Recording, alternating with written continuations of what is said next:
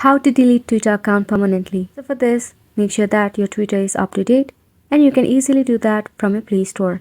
Open your Twitter application, or now known as the X app. Tap on the profile icon at the top of the screen. Then at the bottom you will see Settings and Support. Expand the option. Now select the option of Settings and Privacy. From here, select the option of Your account at the top. Tap on Deactivate account. So you don't have the option of permanently deleting your account. However, you can just go ahead and tap on this Deactivate account. Once you do this, you can reactivate your account within 30 days.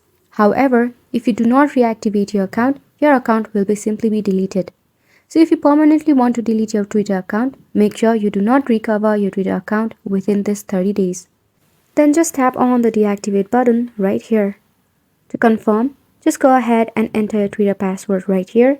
And once you do that, you have to go ahead and select the option of Deactivate. Once you do that, it will again ask you for a final confirmation. You just have to simply go ahead and tap on Deactivate. Just make sure that you do not reactivate your account within 30 days.